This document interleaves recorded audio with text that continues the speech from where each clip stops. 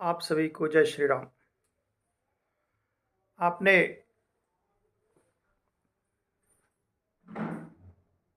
America के राष्ट्रपति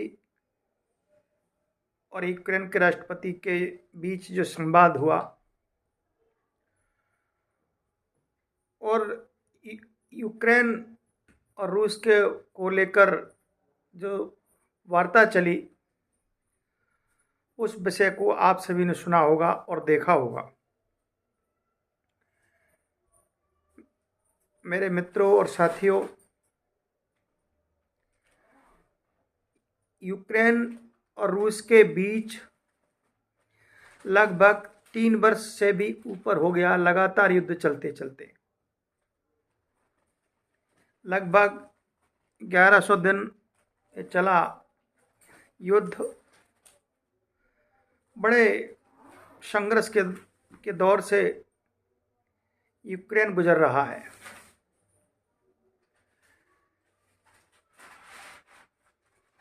Trump के पहले के जो राष्ट्रपति थे, जो बाइडेन, उन्होंने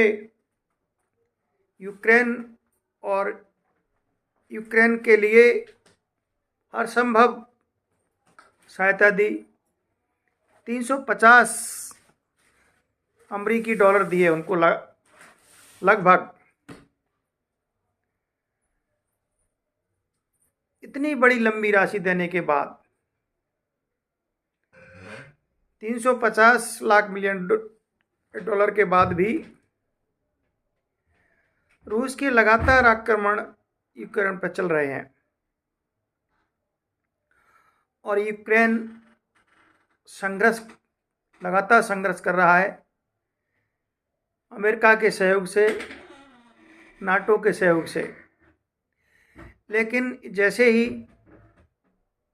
अमेरिका में चुनाव हुआ और वहाँ सत्ता परिवर्तन हुआ और ट्रंप की सरकार आई,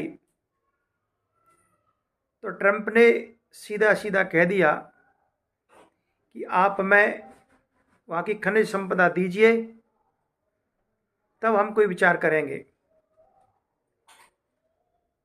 तो वहाँ के प्राकृतिक संसाधनों पर हम उसमें अपना नियंत्रण स्थापित करेंगे, तब हम आपकी युद्ध के बारे में कुछ सोच सकते हैं, विचार कर सकते हैं। इस विषय को लेकर के यूक्रेन के राष्ट्रपति और ट्रंप की व्हाइट हाउस में मीटिंग हुई और मीटिंग के बाद में संपर्क व संवाद के बाद में जब उन्होंने बाहर आके प्रेस कॉन्फ्रेंस की, पीसी की, उसमें दोनों राष्ट्रपतियों के बीच में तीखी नोकझोंक हुई और ट्रंप ने यहाँ तक कि यूक्रेन के राष्ट्रपति को मूर्ख कहा। तो ये अतिथि देव की जो परंपरा है हमारे देश में, हमारे यहाँ कोई भी बाहर से व्यक्ति आता है तो हमारे देश के लोग उसको अतिथि देव भव की परंपरा का उसका सम्मान करते हैं। लेकिन आप देखिए, वो एक संप्रभु राष्ट्र के राष्ट्रपति हैं। यूक्रेन एक बड़ा देश है और अमेरिकी राष्ट्रपति के बुलाने पर इन दोनों राष्ट्रपतियों का संपर्क संवाद चल रहा था, बातचीत चल रही थी।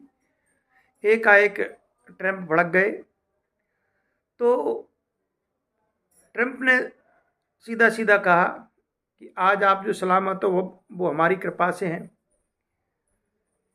और ट्रंप ने इस प्रकार की जब बातचीत की तो उन्होंने भी इसका उत्तर दिया। लेकिन ट्रंप और यूक्रेनी जो राष्ट्रपति के बीच में जो संवाद चला, उसका कोई परिणाम नहीं निकला। और आप देखिए, नाटो राष्ट्रों ने अमेरिका की आलोचना की है।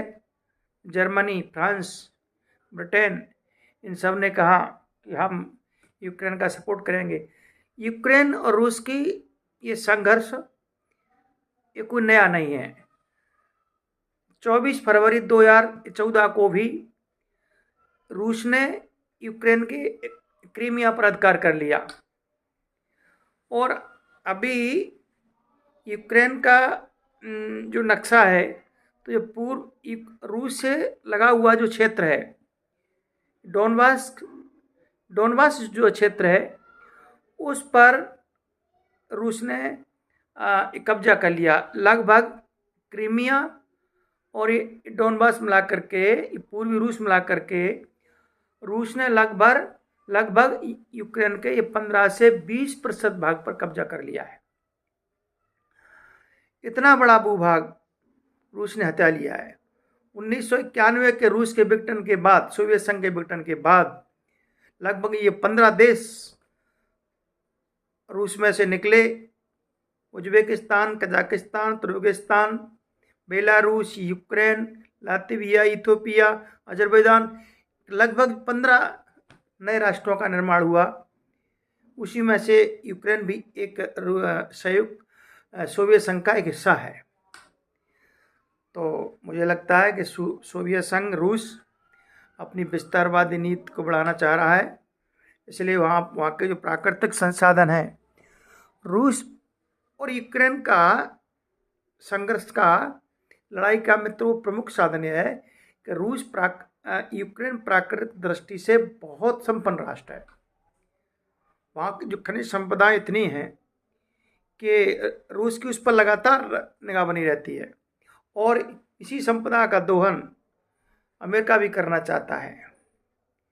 लेकिन प्राकृतिक संपदा अधिक होने के कारण सारे राष्ट्रों की, रूस की और अमेरिका की निगाह उस पर लगातार बनी रहती है, जिसके कारण आज यूक्रेन कड़ा संघर्ष कर रहा है। आप देखिए, एक संप्रभु देश है, उसका बहुत बड़ा आकार है, और इससे पहले भी अनेक स्थानों पर रूस ने उस पर आक्रमण किए हैं। तो रूस और अमेरिका के जो बीच में अभी जो एक तरह का समझौता हो रहा है, ये मित्रों जो समय से परे है, जबकि रूस और अमेरिका के संबंधों में यूक्रेन को लेकर के हमेशा से अलग अलग विचार और मत रहे हैं। तो आज पूरे विश्व में इस बात की चर्चा है, इस बात पर लोग चिंतन कर रहे हैं कि ट्रंप ने इस प्रकार का वक्तव्य क्यों दिया, इस प्रकार क्यों कहा। सबसे मूल बात एक और कहने की, सुनने की है कि ये दोनों ही व्यक्ति राजनीतिक नहीं हैं। ट्रंप भी 2001 में राजनीति में आए, आप पहले डेमोक्रेट में थे, इसके बाद 2009 में आप रिपब्लिकन में आए। तो ये राजनीतिक लोग नहीं थे, उद्योगपति हैं। और इधर बात करें यूक्रेन के राष्ट्रपति जेलेंस्की, ये भी अभिनेता हैं, नेता नहीं। तो एक तरह से दोनों व्यक्ति नॉन पॉलिटिशियन है, राजनीतिक नहीं है। एक उद्योगपति है, एक अभिनेता है। तो अब इनको राजनीतिक जो व्यवस्था की जो जानकारी,